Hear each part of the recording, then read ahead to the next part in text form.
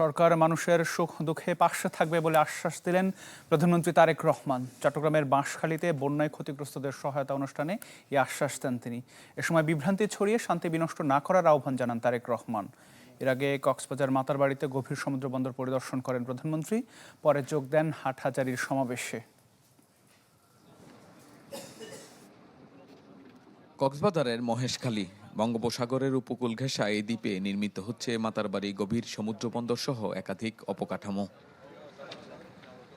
অর্থনীতিতে অপার সম্ভাবনাময় মাতারবাড়ি সরেজমিনে যান প্রধানমন্ত্রী। ঘুরে দেখেন 1200 মেগাওয়াট বিদ্যুৎ কেন্দ্রের বিভিন্ন স্থাপনা ও গভীর সমুদ্র বন্দর। সেখান থেকে বাহারছড়া সমুদ্র সৈকতে যান প্রধানমন্ত্রী। বন্যায় পুনর্বাসন কার্যক্রমের অংশ হিসেবে বাঁশখালীর ক্ষতিগ্রস্ত পরিবারের মাঝে হস্তান্তর করেন নতুন বাড়ির চাবি। স্থানীয় বিএনপি আয়োজিত জনসভায় প্রধানমন্ত্রী বলেন, ঝগড়া ফেসাদ চলবে নাকি দেশকে এগিয়ে নেওয়া হবে সেই সিদ্ধান্ত নেবে জনগণ। আজকে আমাদেরকে সিদ্ধান্ত নিতে হবে, আজকে বাংলাদেশের মানুষকে সিদ্ধান্ত নিতে হবে যে আমরা কি আমাদের দেশকে এগিয়ে নিয়ে যাব, নাকি আমরা ঝগড়া ফেসাদে লিপ্ত থাকব, নাকি আমরা বিভ্রান্তকারীদের সাথে থাকব। এই ব্যাপারে আমাদেরকে সিদ্ধান্ত নিতে হবে। বিদ্যুৎ গ্যাস সমস্যা সমাধানে সময় লাগবে জানিয়ে সরকার প্রধান বলেন, এ নিয়ে বিভ্রান্তি করার চেষ্টা চলছে। সতর্ক থাকতে হবে আমাদেরকে, যারা বিভ্রান্ত তৈরি করতে চায় তারা যাতে কোনো সুযোগ না পায়। কারণ বিভ্রান্তকারীরা যদি বিভ্রান্ত করার সুযোগ পায়, ক্ষতিগ্রস্ত হবে জনগণ। বিভ্রান্তকারী যারা, তারা তো নিজেদের মতন করে চলে যাবে, তারা তো জনগণের সাথে থাকবে না। নির্বাচন আগে সমুদ্র উপকূলীয় এলাকা নিয়ে বিএনপির যে অঙ্গীকার ছিল তা আবারও পুনর্ব্যক্ত করলেন প্রধানমন্ত্রী তারেক রহমান। আর স্থানীয়দের প্রত্যাশা, প্রধানমন্ত্রীর এই সফরের মধ্য দিয়ে দীর্ঘদিন ধরে অবহেলিত বৃহত্তর চট্টগ্রামের দক্ষিণাঞ্চলের মানুষের দুঃখ দুর্দশা অনেকটাই লাঘব হবে আর গতি পাবে নানা উন্নয়ন প্রকল্পের কাজেও। এরপর বাঁশখালী থেকে ফটিকছড়ি পৌঁছান তারেক রহমান। সেখানে হেফাজতে ইসলামের আমির আল্লামা মহিবুল্লাহ বাবুনগরের সাথে সাক্ষাৎ করেন। মতবিনিময় করেন সংগঠনটির কেন্দ্রীয় ও স্থানীয় নেতাকর্মীদের সাথে। সেখান থেকে হাটহাজারী মাদ্রাসায় শাহিত হেফাজতের সাবেক আমির আল্লামা আহমদ শফির কবর জিয়ারত করেন তারেক রহমান। পরে বিএনপি চেয়ারম্যান যোগ দেন হাটহাজারী সরকারি উচ্চ বিদ্যালয় মাঠের দলীয় জনসভায়। বন্যায় ক্ষতিগ্রস্ত পরিবারের মাঝে নগদ অর্থ ও ত্রাণ বিতরণ করেন তারেক রহমান। দেশের মানুষের ভাগ্য উন্নয়নে যারা বাধা দিবে তাদের বিরুদ্ধে রুখে দাঁড়ানোর আহ্বান জানান তিনি। বলেন, আন্দোলনের নামে রাজপথে যারা মানুষকে বিভ্রান্ত করতে চায় তাদের বিরুদ্ধে সিদ্ধান্ত নেবে জনগণ। বিগত ফ্যাসিবাদী শাসনামলের ভঙ্গুর অবস্থা থেকে দেশকে পুনর্গঠনে সরকার কাজ করছে বলে জানান প্রধানমন্ত্রী। শাহনেওয়াজ বাবলু, চ্যানেল 24, চট্টগ্রাম। দেশে ফেরার মিথ্যা হুমকি দিচ্ছেন শেখ হাসিনা, এমন মন্তব্য করেছেন বিরোধী দলীয় নেতা ও জামায়াত আমির ডাক্তার শফিকুর রহমান। বিকেলের শাহবাগের ন্যাশনাল ডক্টরস ফোরামের অনুষ্ঠানে তিনি এই মন্তব্য করেন।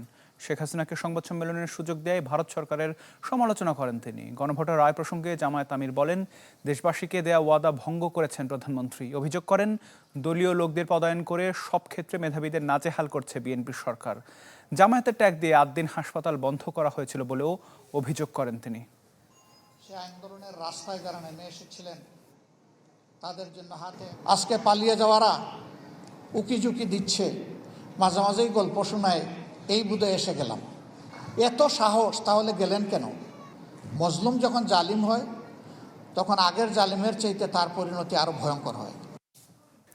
জুলাই আন্দোলনে ইন্টারনেটের গতি কমাতে তৎকালীন তথ্য প্রযুক্তি প্রতিমন্ত্রীকে নির্দেশ দেন ওবায়দুল কাদের। অনুমতি নেওয়া হয় শেখ হাসিনার কাছ থেকেও। ট্রাইব্যুনালে এই সংক্রান্ত কল রেকর্ড জমা দিয়েছে প্রসিকিউশন। 24 জুলাই আগস্টে দেশের ইতিহাসে সবচেয়ে দীর্ঘ সময়ের জন্য ইন্টারনেট সংযোগ বিচ্ছিন্ন রাখা হয়। 15 জুলাই থেকে 5 আগস্ট পর্যন্ত টানা 22 দিন নানা স্তরে ইন্টারনেট নিয়ন্ত্রণ করা হয়। কখনো পুরোপুরি বন্ধ, কখনো গতি কমিয়ে, আবার কখনো নির্দিষ্ট অ্যাপ বা সাইট বন্ধ করে দেওয়া হয়।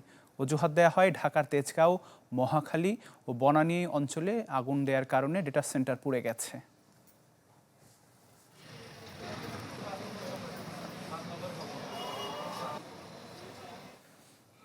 ঢাকা বিশ্ববিদ্যালয়ে এখন পর্যন্ত খোলা বিভাগ যথাযথ কিনা তা খতিয়ে দেখার উদ্যোগ নেওয়া হয়েছে। এ নিয়ে প্রাথমিক আলোচনা হয়েছে বিশ্ববিদ্যালয় ডিনস কমিটির মিটিংয়ে। উপাচার্য জানান, বেশ কয়েকটি কাছাকাছি নামের বিভাগ রয়েছে, প্রায় অভিন্ন তাদের পড়ানোর বিষয়বস্তু। আবার অনেক বিভাগ পাচ্ছে না শিক্ষার্থীও। এসব পুনর্বিবেচনা করতে চায় কর্তৃপক্ষ। শামীমা সুলতানা রিপোর্টে বিস্তারিত। ঢাকা বিশ্ববিদ্যালয়ের ৩৭,০০০-এর বেশি শিক্ষার্থীর জন্য এখন ১৩টি অনুষদের অধীনে বিভাগ আছে ৮৪টি। এর বাইরে ইনস্টিটিউট আছে আরও ১৩টি। এত বেশি সংখ্যক বিভাগের মধ্যে এমন কয়েকটি আছে যা একটি আরেকটির সাথে মিলে যায়। কখনো আবার নাম আলাদা, অনুষদ আলাদা, তবে বিষয়বস্তু একই ধরনের। এই যেমন চারুকলা অনুষদে আছে প্রিন্টিং মেকিং বিভাগ, আবার সামাজিক বিজ্ঞান অনুষদেও আছে প্রিন্টিং অ্যান্ড পাবলিকেশন বিভাগ। আবার সামাজিক বিজ্ঞান অনুষদেই যেখানে মাস কমিউনিকেশন ও জার্নালিজম পড়াচ্ছে, সেখানেই আবার আলাদা করে খোলা হয় 2টি বিভাগ, কমিউনিকেশন ডিসঅর্ডারস এবং টেলিভিশন, চলচ্চিত্র ও ফটোগ্রাফি বিভাগ। একই অবস্থা বাংলা ইংরেজি বাদে অন্য ভাষাভিত্তিক বিভাগেও, যেমন কলা ও সামাজিক বিজ্ঞান, পালি ও বুদ্ধিস্ট স্টাডিজ। এই 2 অনুষদে আছে আরবি, উর্দু, ফার্সি, সংস্কৃত, পালি ও বুদ্ধিস্ট স্টাডিজ, জাপানিজ স্টাডিজ, এমনকি ভাষাবিজ্ঞান নামে আলাদা বিভাগও আছে। আবার একই রকম বিষয়ে আলাদা ইনস্টিটিউটও খোলা হয়েছে আধুনিক ভাষা ইনস্টিটিউট নামে। একইভাবে আর্থ অ্যান্ড এনভায়রনমেন্টাল সায়েন্সেস অনুষদে আছে disaster science and climate resilience বিভাগ। আবার এই বিষয়ের উপর আরেকটি ইনস্টিটিউট খোলা হয়েছে, নাম institute of disaster management and vulnerability studies. আর জীববিজ্ঞান অনুষদের মৃত্তিকা, পানি ও পরিবেশ বিভাগ, ভূগোল ও পরিবেশ বিভাগ ও ভূতত্ত্ব বিভাগেও আছে সাদৃশ্য, অর্থাৎ কাছাকাছি ধরনের বিষয়বস্তু পড়ানো হচ্ছে এসব বিভাগে। যুগের সাথে তাল মিলিয়েই নতুন করে নতুন সাবজেক্ট ইন্ট্রোডিউস করা হয় এবং পুরনো সাবজেক্টগুলো অনেক জায়গায় বন্ধ হয়ে যায়। আনফর্চুনেটলি আমাদের এখানে খুব একটা বেশি বন্ধ হয় না, একবার খুললে সেটা চলতেই থাকে। কয়েকটা সাবজেক্ট নিয়ে আমাদের কোনো একটা মিটিং একটু আলোচনা হয়েছিল যে এই সাবজেক্টগুলোর ব্যাপারে কি করা যায়। এই মুহূর্তে আমরা কোন সাবজেক্ট বন্ধ করব, কোন সাবজেক্ট চালু করব, এই বিষয়ে আমাদের কোনো নীতিগত সিদ্ধান্ত নাই। এত সব বিভাগ থাকলেও আছে শিক্ষার্থী সংকটও। ভর্তির সময় ন্যূনতম যোগ্যতার শর্ত শিথিল করেও সাড়া মিলছে না কোনো কোনো বিভাগে। আমাদের অ্যাডমিশন টেস্টের যে ক্রাইটেরিয়া, সেখানে কোনো ঘাটতি আছে কিনা, না সাবজেক্টের ডিমান্ড নাই, বা সাবজেক্টের ডিমান্ড থাকলে কেন আমরা ছাত্র পাচ্ছি না। সংস্কৃত, তারপরে থিয়েটার অ্যান্ড পারফরমেন্স, তারপরে আপনার ওই যে printing and media, film, television, এইসব কয়েকটা সাবজেক্টের নাম আসছিল। তিনি জানান, এসব অনুষদ এবং বিভাগকে ঢেলে সাজাতে চায় বিশ্ববিদ্যালয় প্রশাসন। শামীমা সুলতানা, চ্যানেল 24, ঢাকা। পার্বত্য অঞ্চলের শান্তি চুক্তি বাস্তবায়ন হয়নি। বর্তমান সরকার নির্বাচনী ইশতেহার অনুযায়ী এই চুক্তির পূর্ণ বাস্তবায়ন করবে, এমন আশা প্রকাশ করেছেন টিআইবির নির্বাহী পরিচালক ডক্টর ইফতেখারুজ্জামান। কেন্দ্রীয় শহীদ মিনারে আন্তর্জাতিক আদিবাসী দিবসের অনুষ্ঠানে তিনি আরও বলেন, যতদিন আদিবাসীদের অধিকার নিশ্চিত না হবে ততদিন সাধারণ মানুষের অধিকার নিশ্চিত সম্ভব নয়। এছাড়া পাহাড়ে শান্তি প্রতিষ্ঠায় সেনাবাহিনীকে এগিয়ে আসার আহ্বান জানান ডক্টর ইফতেখারুজ্জামান। এ সময় আদিবাসীদের সাংবিধানিক স্বীকৃতি সহ আরও 8টি দাবি তুলে ধরা হয়।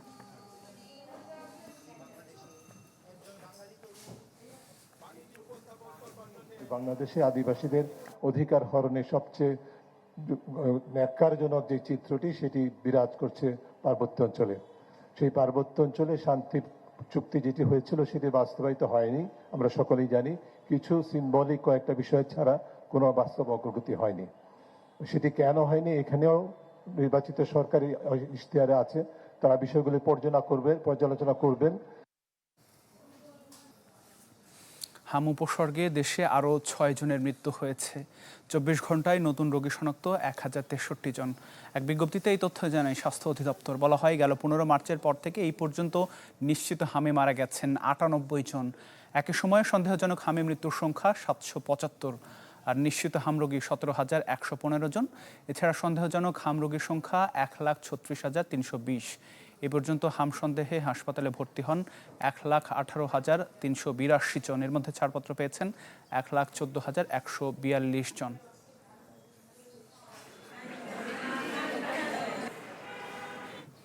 দেশের বাইরের খবর জানাবো। দেশকে না যুদ্ধ না শান্তি এমন পরিস্থিতি থেকে বেরিয়ে আসতে হবে। তেহরানের সংবাদ সম্মেলনে এই কথা বললেন ইরানের প্রেসিডেন্ট মাসুদ পেজেশকিয়ান। ইরানের প্রেসিডেন্ট বলেন, যে কোনো সমঝোতা স্মারকেই কিছু না কিছু লঙ্ঘন হয়। এসব লঙ্ঘনের জবাব দিতে যুদ্ধের পথে যাওয়া ঠিক হয়নি। হরমুজ প্রণালীতে বিভিন্ন ঘটনার কথা উল্লেখ করে তিনি বলেন, ইরান ও ওমানের মধ্যে নির্ধারিত কিছু নির্দেশনা পক্ষগুলো মেনে চলেনি। জবাবে ইরান পাল্টা ব্যবস্থা নেয়, শুরু হয় সংঘর্ষের। তবে তার মতে এখনই চুক্তি করার সেরা সময়।